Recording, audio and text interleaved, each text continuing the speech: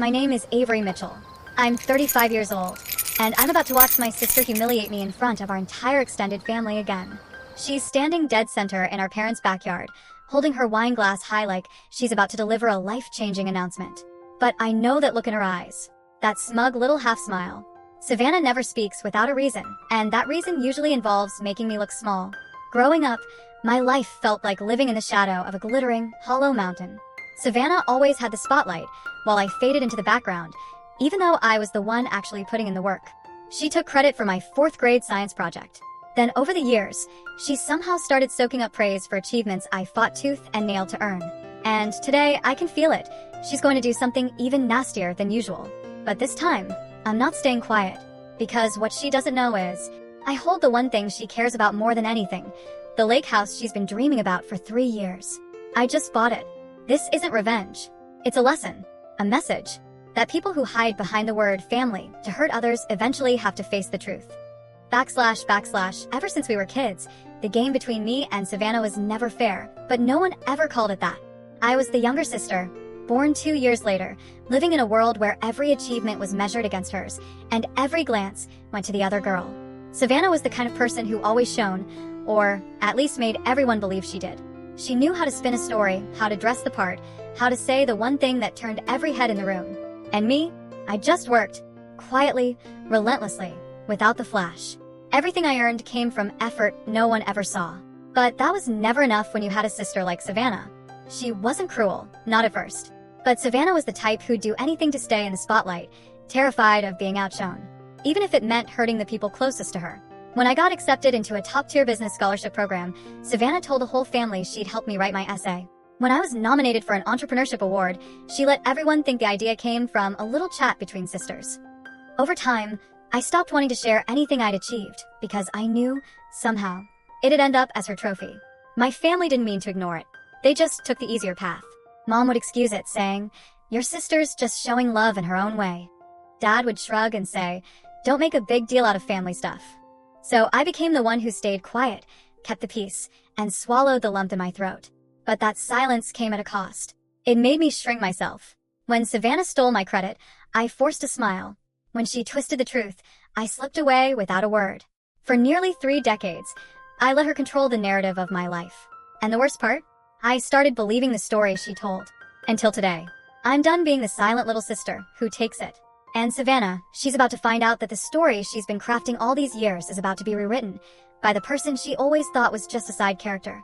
// my family's never been picture perfect, but we weren't chaotic either. We lived in a quiet suburban neighborhood just outside Asheville. My dad was a structural engineer, serious and soft-spoken. My mom, a preschool teacher, gentle and endlessly nurturing. They loved us. We had everything we needed, though not much extra for indulgences. They taught us the basics. Work hard, save money, be kind. But what they didn't teach, or maybe didn't understand, was that emotional fairness matters just as much as morality. From early on, I knew I was different from Savannah. While she decked out her bedroom with neon lights and pop star posters, I pinned up gold charts and academic milestones. When she blew her allowance on trendy clothes, I saved every dollar to buy textbooks. Mom used to say I took after Dad. Practical, introverted, always thinking 3 steps ahead. Savannah, on the other hand, was just like Mom in her youth. Vibrant, talkative, the kind of person who could charm a room in seconds. And maybe she was.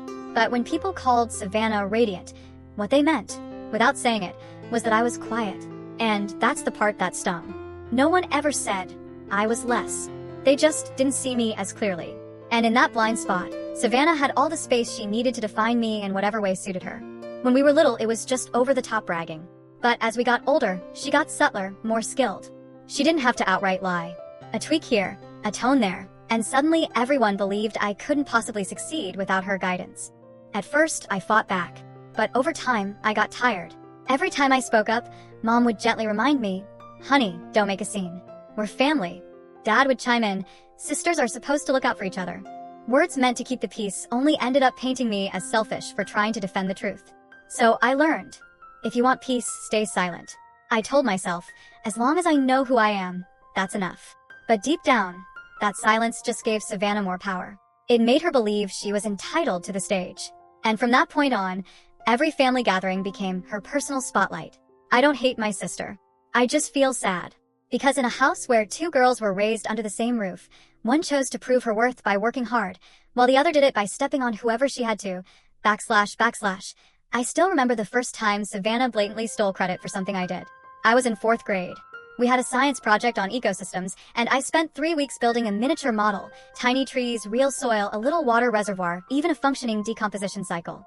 I read books, asked my teacher questions, tested every part to make sure it all worked. My teacher even said it was one of the best submissions she'd ever received from an elementary student. The night of the parent open house, I proudly led Mom and Dad to my display, buzzing with excitement to see their reaction. But when I stepped away to grab some juice, I overheard Savannah talking to one of Mom's friends. She didn't really get the chemistry part, so I helped her with the tough sections, she said casually. Honestly, the whole concept was mine. I froze. I wasn't even 10, and I'd already learned that hard work could be erased by a soft voice with a talent for manipulation. I didn't say anything that night. And from that moment on, I started learning the art of staying quiet. Every time Savannah twisted the story of my efforts to benefit herself, I just bit my lip. Not because I wasn't angry, but because I knew that speaking up would make me the one who's overreacting. And Savannah? She always got away with it. With that sugar-sweet smile and those overly affectionate hugs that somehow made her look like the loving sister. Dad would brush it off with, "She didn't mean anything by it." Mom would chime in, "Your sister's just a little tactless. Don't take it to heart." But how many times does someone get to be tactless before it stops being excusable? How many times does something have to be unintentional before someone finally takes responsibility? The thing is, they never saw the damage. Because they weren't the ones being quietly erased. They weren't the ones being sidelined in their own story. I don't hate Savannah. I just hate the burden of always having to keep the peace, while she gets to stir things up whenever she pleases. She became the center of every conversation. And I became the pleasant shadow standing nearby. And over time, that shadow stopped being just a role. It started becoming my entire identity. Until one day, I had to ask myself, if I keep staying silent, what will be left of me? Just a name people remember because someone else spoke it for me, not because I ever got to speak for myself. / After I graduated college, I didn't move back to Asheville. I chose Denver instead, a city just big and fast-paced enough for me to start over without my family's shadow hanging over me. I had nothing but an old laptop, a mountain of student debt, and a spark of an idea to create eco-friendly furniture that was beautiful, durable, and affordable for young people. I did everything myself in the beginning. Packaging design, sourcing recycled materials, writing cold pitch emails, and physically hauling boxes to the post office. My first apartment was barely 200 square feet, just a bed next to a tiny kitchen, no laundry, no AC. I ate instant noodles almost every meal, reused plastic containers until they cracked, and barely turned on the heat for fear of the power bill. There were nights I sat crying beside returned orders, wondering what the hell I was doing, whether I was throwing my life away for a dream that no one believed in but me. But I didn't stop. Not because I was too proud to fail, but because I needed, just once, to live a life that was mine. One that didn't need Savannah's approval, or anyone else's second-guessing. In my second year, I found a sustainable lumber supplier in Oregon, a sweet older couple who ran a tiny woodshop in the forest. We partnered and created my first product line, called Reroute. A few eco-lifestyle YouTubers started noticing. And then, almost overnight, everything took off. By year 3, I hired 3 employees. By year 4, I launched a proper website and got a warehouse on the edge of the city. By year 5, I was featured in Entrepreneur magazine, called The Woman Redefining Sustainability for a New Generation. And that's when Savannah came back into the picture. She started telling relatives that she had inspired me to start my business. That our conversations were what gave me the courage to leave my comfort zone. She called herself my unofficial life coach. Truth is, while I was drowning in my first round of orders, she was busy posting beach photos from Miami.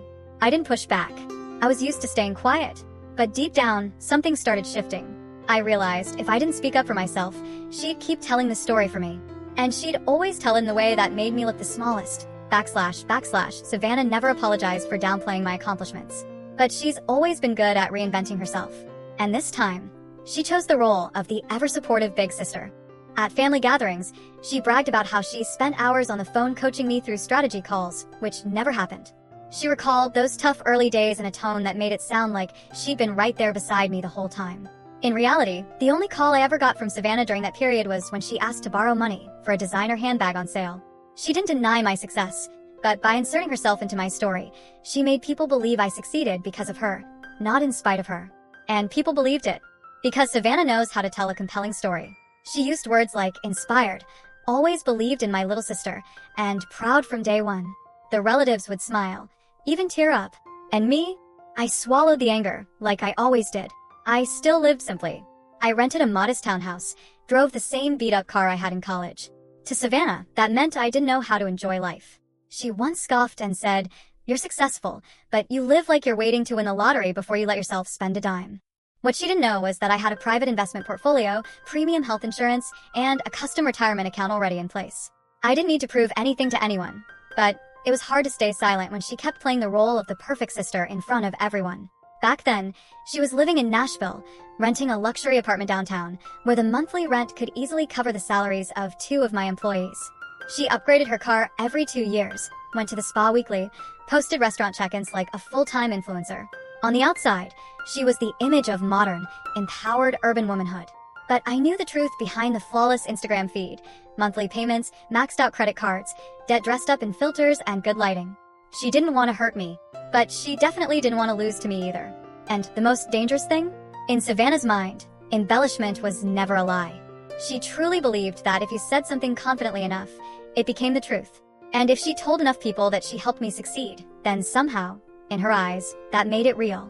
About 6 months before this year's family gathering, my company hit the phase every entrepreneur dreads: a double crisis. One of our core suppliers, the one that provided nearly 40% of our recycled materials, suddenly declared bankruptcy. Every pending production order tied to them got wiped out. I was staring down hundreds of delayed customer orders and a flood of angry emails from clients, retailers, and distributors. It was a nightmare. At the same time, one of the major e-commerce platforms, where we drove most of our sales, rolled out a new algorithm. My product listings, which had consistently ranked in the top 5 search results, vanished overnight. In just 3 days, site traffic dropped by over 70%. Revenue followed like a free fall. I kept my composure. I've lived off instant noodles before. I knew I could survive. But to save the business, I had to move fast. I secured a last-minute supplier in Vermont, even though their raw material costs were 15% higher. I took out a short-term business loan to cover payroll and inventory gaps. I made the painful decision to let go of 3 roles, including one longtime team member I cared about deeply. This wasn't failure, it was restructuring. But on paper, especially if someone stumbled across an incomplete file, it could look like something else entirely. For insurance and risk purposes, my attorney advised me to draft backup documentation in case of worst-case scenarios. That included a Chapter 11 bankruptcy petition, unfiled and signed, just a safeguard. It was kept in a thick envelope, sitting on my home office desk. I was planning to lock it in the safe the next morning. But that was the day Savannah dropped by. She said she wanted to pop in and say hi while she was in town for a conference. I said yes, polite as ever, like a good little sister. While I was making tea in the kitchen, I saw her glide past the desk, eyes darting over the paperwork. I was used to her nosiness by now, so I casually warned, "Just work documents. Don't touch anything." She smirked. "Please, like I don't understand business." What I didn't know was that in those few seconds, Savannah had already started writing a new version of the story, one where she uncovered her little sister's dirty financial secret. And this time, she wasn't planning to keep it to herself. I don't know exactly what Savannah saw, but a few days after she dropped by, I could sense something shifting quietly behind the scenes. She didn't call. She didn't text, which was rare. Instead, I noticed signs. A distant cousin, Mallory, messaged me out of the blue. "Hey, just checking in. Everything okay?" In that vague, tiptoeing tone. One of Mom's friends mentioned she'd heard my business was in some serious trouble. I had no idea where it came from until I remembered the way Savannah looked at that file on my desk. That half-smirk, half-sneer kind of look she wore like perfume. I'm not the type to assume the worst. But with Savannah, I've learned, if there's smoke, chances are she's the one who lit the match. I thought maybe she'd make a passing comment to Mom, or drop a hint here and there. But I underestimated how badly Savannah needs to be the main character in every version of reality she walks into. Every summer, our extended family hosts a reunion at my parents' home in Asheville. Aunts, uncles, cousins, family friends, and swarms of kids running through the backyard like someone kicked over a beehive. It's always loud, messy, full of laughter. But this year, that chaos was just a mask covering something ready to combust. A few days before the event, Savannah messaged me, "Hope you're coming. Everyone's missed you." It was the kind of message that's so polite it screams fake. I knew she was planning something. I just didn't know what. I still showed up, because I had nothing to hide. Savannah greeted me with a hug that was too tight, a smile that was too wide, and a voice pitched way too loud. She made a big show of telling everyone about how hard the business world can be, like she was talking about someone else. But I could feel it, every glance sent my way, every sideways look mid-whisper. I heard she's going bankrupt. Such a shame, she was doing so well. That familiar feeling crept in, like back in 4th grade, hearing Savannah tell her classmates she handled the hard parts of my science project. Only this time, the stage was bigger, the audience wider, and the cut much deeper. She hadn't just misunderstood. She'd taken a glimpse, twisted it, and passed it around like gospel truth. And now, she was getting ready to publicly declare that she'd helped me through the storm. I looked around the yard. White tablecloths, fresh-baked pies, bowls of salad still steaming in the sun. In my hand was a glass of lemonade my mom had just handed me. In my purse, the keys to the lake house, Savannah's biggest dream. She didn't know that, but she was about to find out. Very soon, / that year's family reunion unfolded like always, at least on the surface. My parents were busy flipping burgers and setting up folding chairs beneath the old maple tree.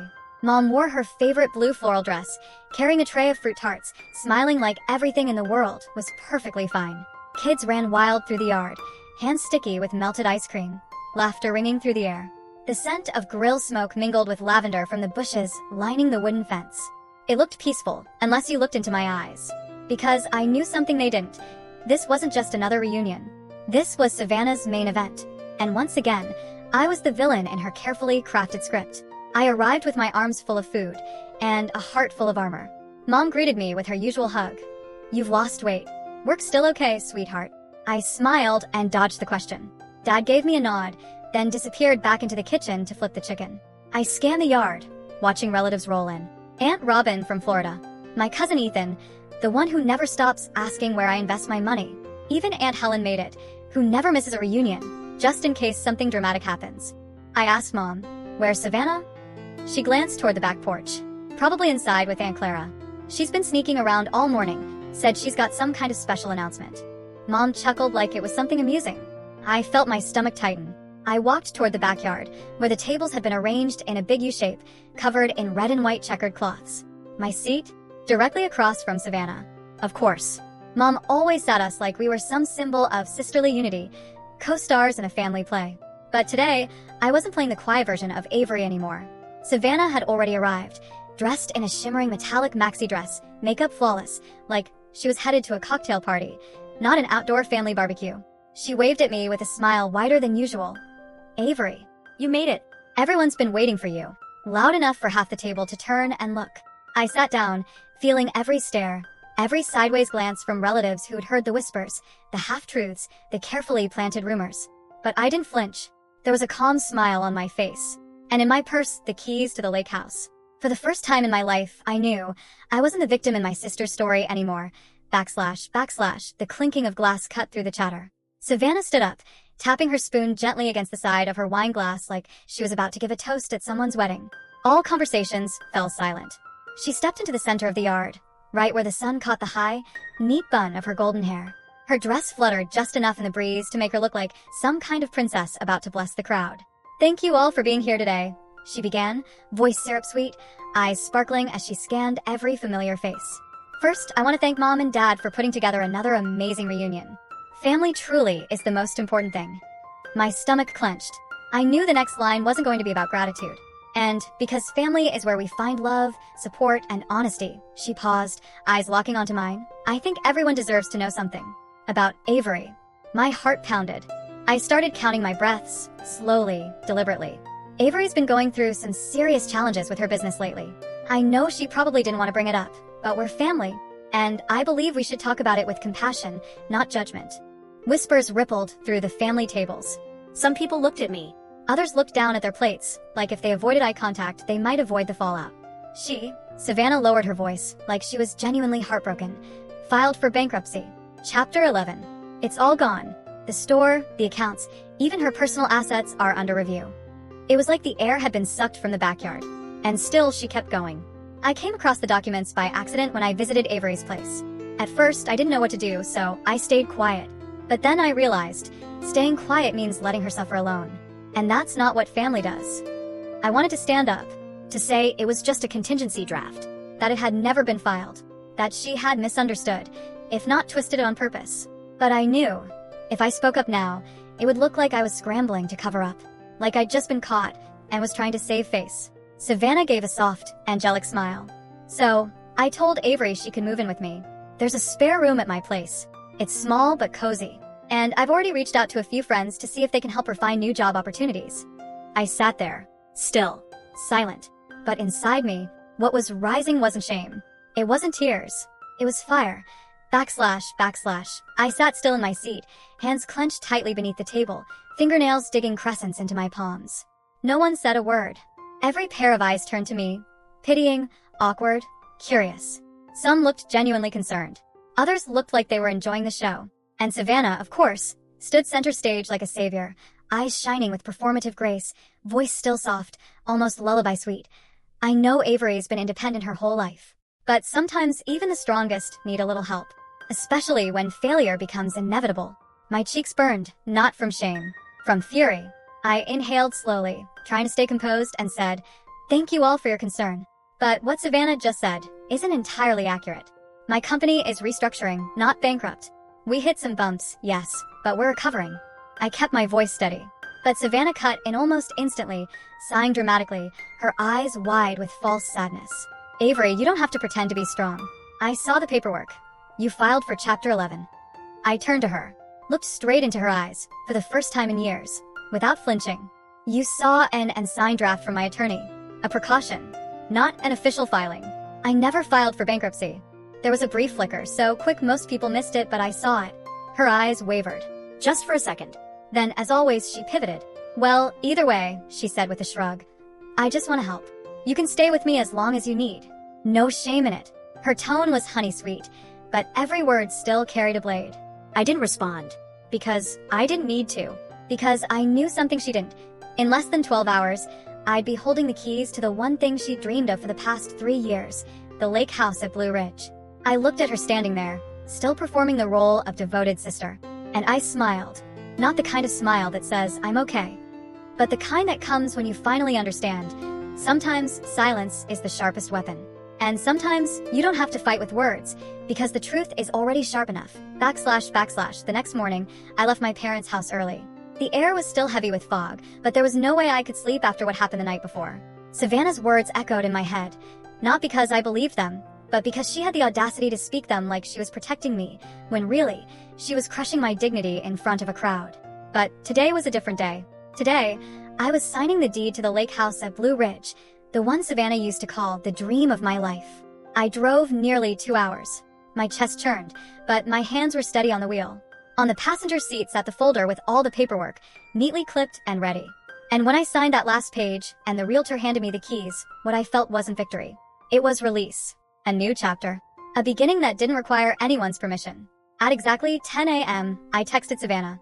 "Meet me at 145, 37 Lakeside Drive. It's important." She responded instantly. "What address is that?" "Starbucks." I replied. "Just plug it into GPS. See you there." I knew she'd come. Savannah's curiosity always outweighed any other emotion, especially when it involved something she couldn't control. I had more than 2 hours to myself. I opened the oak door of my new home, where sunlight spilled in from every angle. Polished floors, wide windows overlooking the still, quiet lake. The scent of fresh wood and clean mountain air filled the space. I brewed a pot of coffee, set out 2 mugs, sat on the porch swing facing the water, breathing in the peace I'd earned. 1:53 p.m. Tires crunched in the gravel. I didn't need to turn around. It was her, driving that red SUV she'd rented. The engine stopped. A door slammed. Footsteps hit the wooden steps. "What is this?" Savannah called out, hands on hips, squinting into the sun, confusion tightening her face. I pointed to the seat beside me. "Have a seat. Coffee." She narrowed her eyes at the view, at the house, then said slowly, "Avery, don't tell me this is..." I didn't answer. I stood up, walked inside, and came back with the keys. I placed them gently on the table between us. "You recognize it, don't you?" I said. "The lake house you said you'd buy when the big opportunity came around. Good news is, I bought it." She froze. Her eyes scanned the porch, the lake, the stone pathway, like she needed to double-check reality. Then she turned to me, voice cracking slightly. "How did you even pull this off?" I smiled softly. "The same way I've done everything else in my life. With work, not words." Backslash. Savannah stood frozen, staring at me like she was trying to spot a crack in the story. Her brows pulled together. Then she shook her head. "No. No way. You're going bankrupt. You don't have money. You filed Chapter 11. You're lying." I took a deep breath. Not out of anger, but to hold back everything I'd wanted to scream for years. No, Savannah. You're wrong, I said, my voice steady, eerily calm. I didn't go bankrupt. I hit a rough patch, like any business does. But I recovered. And I never filed anything. You saw an unsigned draft, a precaution, and you spun it into a narrative that suited you. She didn't say a word. For the first time, I saw her blink, unsure. The wind swept across the porch, sending soft ripples through the steam rising from the untouched mugs of coffee between us. Then she asked, voice softer now, "Then why didn't you stop me? Why didn't you say anything when I told everyone? You let me make a fool of myself in front of the whole family." I looked straight at her.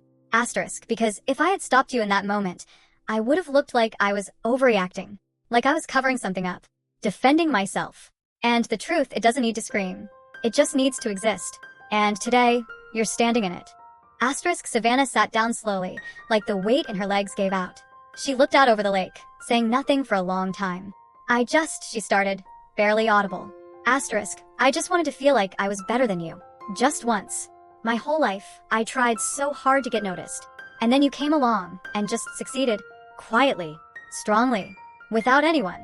Without boasting. And still, everyone saw you. Asterisk, I exhaled gently. Asterisk, I never did it to be better than you. I did it to be true to myself. But year after year, I had to shrink, because every time I grew too much, you did everything you could to pull me back. And I let you. Asterisk, she turned to me, really looked at me, for the first time without the armor. I didn't think you saw it that clearly, she whispered. I saw it all, Savannah. I always have. I just chose silence. Her face softened, like a mask slipping off. No more pride. No more performance. Just a sister, tired, hurt, and lost. So what now? She asked quietly. You bought the house I dreamed of. You won. Are you cutting me off? I shook my head. Asterisk, no. I didn't buy this house for revenge. I bought it to remind myself it's time to set boundaries. No more shrinking. No more pretending. From now on, if you want me in your life, it has to be real. // Savannah sat quietly for a long time. She stared down at her hands, fingers clenched tightly together, her nude polish chipped slightly at the edges, a small detail, but enough to show that her perfect shell was starting to crack. So, if I apologize, if I tell the truth to everyone, would you still want to talk to me? She asked, her voice catching in her throat. I nodded without hesitation. Yes. But there will be conditions. She looked up, cautious, but no longer combative. What kind of conditions? I listed them, clear, calm, and firm. No longer the timid little sister. First, no more vague comments. No more twisting credit. No more making up stories. If I achieve something, let me stand in my own light. Savannah gave a small nod. Second, from now on, I won't stay silent. If you cross a boundary, I'll say so. I'm done keeping the peace by swallowing my anger. She took a deep breath. Fair enough. Third, and most important, you need to tell the family the truth. Not to clear my name, but so you can learn how to take responsibility for your words. She closed her eyes for a moment. They'll think I'm awful. I smiled gently. Asterisk maybe. But they'll also see someone brave enough to make it right. And that's what they'll remember more. Asterisk, she let out a soft, bittersweet laugh. I don't even know where to start. I pushed the mug of coffee toward her. Start with a new gathering. This time, one we host together. She looked at me, searching for any hint of insincerity. But when she saw I meant it, Savannah exhaled, like something heavy had been lifted. And this house? She asked, her voice barely above a whisper. I tilted my head, half serious, half warm. 5 bedrooms. I use 1. You can have one if you stick to the deal. She laughed. Not the sarcastic kind, but a real, genuine laugh. The first one between us in years. You flipped the script on me by offering me a room in the house I've dreamed about forever? Not offering, I said. Sharing. On one condition, you don't bring old habits into this new space. Savannah looked around, the breeze from the lake brushing her hair gently to one side. I never realized you were this strong. I answered without bitterness. Just truth.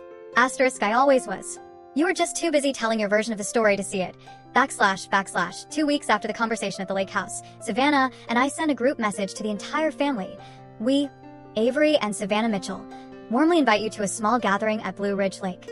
Address attached. Don't bring anything. Just come. There's something we'd like to share. Naturally, everyone was curious. Very curious. That day, the weather was perfect. The lake shimmered like glass, and the new house looked like a living postcard. I prepared everything carefully. Drinks, light snacks, chairs out on the porch. But the focus wasn't the setting. It was what would happen next. Savannah arrived early. For the first time, she wasn't overdressed. A plain white button-up shirt, jeans, and her hair pulled back simply. No designer labels. No red lipstick. No arrogant glint in her eye. Just my sister. More real than I'd seen her in years. When everyone had arrived, I stood up first. "Thank you all for coming," I said. "This isn't a party. It's a conversation. A real one." I glanced at Savannah. She nodded, stepped forward, took a deep breath, and began. "At the last family gathering at our parents' house, I shared something untrue about Avery," she said, her voice trembling slightly. Asterisk, I said she filed for bankruptcy. That her business had collapsed. And I didn't say that out of love. I said it out of jealousy. Asterisk, the air around us seemed to pause, like time itself was holding its breath. "The truth is," she continued, asterisk, "I saw an unsigned draft of legal paperwork and jumped to conclusions. And then I used that to spin a version of the story that fit my wounded pride. I didn't ask Avery. I didn't verify. I acted to feel like I was better than her, just once." Asterisk, people in the crowd sat a little straighter. Some eyes shifted from me to Savannah, confused at first, then slowly softening into something real, attention. "Listening. What I did was wrong," Savannah said, her voice cracking. Asterisk, I diminished my sister to try and elevate myself. And today, I want to say I'm sorry. To Avery. And to all of you. Asterisk, I looked at her, not with anger, but with gratitude. Because the truth had finally been called by its real name. Savannah ended with a tearful but genuine smile. "Avery didn't go bankrupt. She's the one who bought this house, the house I used to call my lifelong dream." Silence. Then a single pair of hands clapped. My dad. Then my mom. Then the entire yard erupted in applause. // No one said anything at first. They didn't have to. My dad's applause shattered the thick wall of silence, and what followed surprised me even more than Savannah's apology.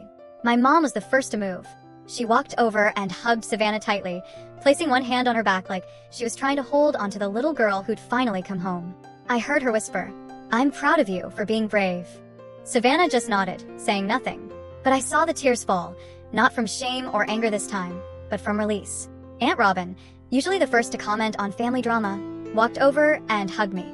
Asterisk, Avery, I'm sorry I believed the wrong version. You never complained, and that should have been the sign. You were stronger than any of us realized. Asterisk, I smiled, quietly grateful. Sometimes, even late truths carry real weight. My cousin Ethan, who once suggested I start selling insurance after hearing about the bankruptcy, shook my hand with awkward humility. "You're incredible. And discreet, apparently." I just replied, "Not everything has to be loud to have value." Others came too, not all with words of apology, but with something in their tone, their eyes, the way they held my hand. A different kind of respect. Aunt Clara, who once dismissed my work by saying, "Girls shouldn't get too caught up in business," looked around the lake house, then turned to Savannah. Asterisk, you can be proud of your sister. And maybe it's time to be proud of yourself too. Asterisk, Savannah looked at me, eyes red but clearer than I'd ever seen them. "You didn't have to share this house with me," she said softly. "But you still invited everyone here. Why?" I shrugged, smiling. Asterisk, because I didn't build success just to lock myself inside it. I wanted it to be a space for healing, for all of us. Asterisk, at that moment, my dad placed a hand on my shoulder. His face, usually stern, was gentler than I could ever remember. Asterisk, your mom and we let you carry too much alone. From now on, family won't be the place you endure to keep the peace. It'll be the place where you shine, without anyone trying to steal your light. Asterisk, my throat tightened. Not from pain, but from finally being seen. Truly seen. For the first time in years. That day wasn't loud like the others. But it was deeper. More honest than any gathering before it. For the first time, we showed up without scripts. Without masks. Just real people. Learning, again, how to be with one another, without judgment, without competition. And it all began with one apology. And a truth finally spoken aloud. After the gathering at Blue Ridge Lake, no one in the family ever brought up Savannah's bankruptcy announcement again. Not because they forgot, but because everyone understood what had happened. And more importantly, they understood what had just begun to heal. I no longer braced myself every time I checked my phone, afraid of rumors spreading. Instead, I poured myself fully into rebuilding the company, this time with a deeper trust in my own voice. We found a new supplier in Colorado, one whose quality even surpassed the last. My team, though with a few new faces, began operating with more creativity, more flexibility. Our marketing strategy shifted too. We focused on storytelling, real stories from a real woman entrepreneur. Not perfect, not flashy, just consistent and honest. And the surprise? Customers loved it. The next quarter's revenue exceeded expectations. And Savannah? She created her first ever personal budget. She sat beside me at my kitchen table while I walked her through spreadsheets, credit card debt analysis, and how to cut back on image-driven expenses. She didn't roll her eyes, didn't make excuses. She just took notes and nodded. She started paying off her debts, closed 2 credit cards, stopped swapping cars every 2 years. She stepped away from her Instagram girl boss circle, the one she used to pour hours into just to keep up appearances. Instead, she applied for a job at a local furniture store. Steady hours, decent pay, benefits. For the first time, she said, "I want to rebuild, not to show off, just to feel real." I didn't micromanage, but I listened. And for the first time, I saw her not as a performer in someone else's story, but as herself. We're not perfect. Sometimes Savannah still interrupts me mid-sentence or casually calls one of my ideas kind of like something I once came up with. But now, when I raise my eyebrows, she'll pause, chuckle, and say, "Oops, forgot the boundary again." And I'll smile, not because I've forgiven everything, but because we've started speaking a new language, one of honesty, of mutual recognition, without comparison, without labels. Everyone has their own curve in the road. The important thing is, once you realize you've lost your way, you stop, you step back, and you're humble enough to ask for directions. And Savannah, finally, did exactly that. // There's something I never realized during all those years living in Savannah's shadow. I wasn't just angry that she took the credit. I was angry because I felt like I had to prove I was better, just to be seen, just to be enough. I never allowed myself to rest. Never allowed failure. Never allowed myself to say I was tired, or scared, or lonely. Because in my mind, the moment I showed a crack, Savannah would use it to shine brighter, and the family would believe her all over again. So I kept pushing. I stayed busy to the point of exhaustion. I micromanaged everything in my company, from contracts to packaging design. I turned down every vacation. Even after owning a beautiful lake house, I still brought my laptop out to the porch instead of dipping my toes in the water and breathing.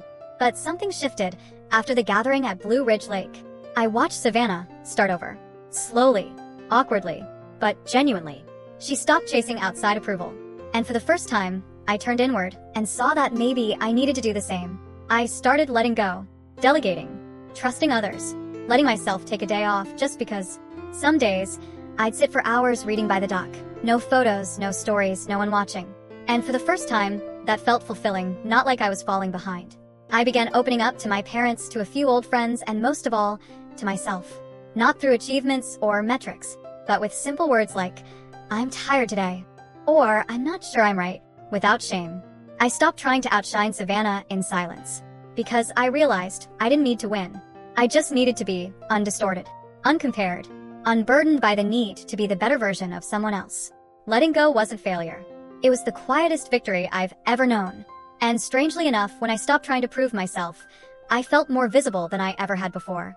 Not because others saw me, but because I stopped turning away from myself. I'm still Avery, still ambitious, still passionate about my work, still in love with structure and plans. But now I allow myself to live, not to fight for space in someone else's spotlight, but to shine in my own. // I used to think this house was just a power move. A quiet declaration. I won. That I was no longer the overlooked little sister. No longer in Savannah's shadow. That I could have anything, even her biggest dream. But the longer I lived here, the more I listened to the gentle silence of the lake, the more I realized this house was never about winning. It was a landing place. It was the first place I could breathe without guilt. Where I could sip coffee without checking my inbox. Where I could sit for hours, just watching sunlight dance across the water, and not feel like I was wasting time. The house slowly became a natural gathering place. No schedules. No expectations. My parents started coming on weekends, bringing baskets of fruit and old magazines, sometimes just to nap on the breezy couch in the living room. Aunt Clara brought homemade pastries and, for the first time, put down her phone for more than an hour to fish with the kids. The kids, my little cousins who once thought I was the one who works too much, now call me Avery with a canoe. And Savannah, the sister who once declared she'd buy this house after her first big win, now shows up with books and salad in hand, sitting on the porch without posting a single photo. She doesn't need to anymore. She's started baking again. Not for her story feed, but to try recipes she forgot she once loved. We didn't fix everything overnight. There are still days when she slips up and I frown. Times when I go quiet and she gets uneasy. But now, we don't walk away. We don't perform. We talk. We listen. And most importantly, we stay. One afternoon, Dad stood in the backyard, hands on hips, looked around and said, "This place is better than any vacation I've ever taken." Mom nodded and added, "Maybe it's the air here feels real." And I knew she wasn't just talking about the breeze. For the first time, all of us, individually, got to be ourselves. No one had to play the impressive sister, the quiet one, or the parents who don't pick sides. This house, once a symbol of rivalry, became a place where everyone belonged. Not because of who owned it, but because, for the first time, we owned each other. In truth, in imperfection, and in a forgiveness that is still being rebuilt day by day. / that afternoon, as the sun began to set behind the distant ridge, Savannah and I sat together on the wooden dock that stretched out over the lake. We didn't speak for the first few minutes. The water rippled gently, reflecting the soft amber hue of the sunset. The air smelled of pine and early evening mist. A quiet calm settled around us. Savannah dangled her feet over the edge, toes skimming the lake, eyes fixed far away. "I always thought my life would turn out differently," she said, her voice low and honest. "I thought I'd be the most successful one in the family. The one everyone proudly mentioned first." I didn't reply. I just listened. "And when you started rising," she continued, quietly but steadily, "I panicked. It felt like I was being written out of the family picture. Like I was being replaced." I tilted my head, studying her. No makeup. No designer dress. No proud posture. Just a woman learning how to name her fears. "I was jealous," she admitted. "Not because you were better, but because you didn't need anyone to tell you that. You didn't need the spotlight. You didn't need applause. You just needed to live your truth. And that scared me." I placed my hand gently on hers. "I used to be scared too," I said. "Scared that speaking up would make me seem selfish. Scared that if I succeeded, you'd hate me forever. For a long time, I thought it was either shrink myself down or lose you." Savannah squeezed my hand lightly. "And what do you think now?" I smiled, looking down at the water. "That I don't have to choose. That I can hold my worth and still hold on to you, if we both want that." She nodded slowly. "I do. Not to compete, but to finally be your sister. No comparisons. No taking space that's not mine." We sat there for a long time as the golden hour melted into soft amber light. The wind swept through, carrying scents of grass and wood, like nature's quiet blessing. Savannah turned to me with a small smile. "You know what's funny?" "What?" "My dream house ended up being the place where I stopped needing to prove who I was." I nodded. "And for me, it became the place I could finally live without bowing my head." A wild duck glided across the water, leaving behind tiny ripples that shimmered like time itself. We watched it drift into the distance, saying nothing more.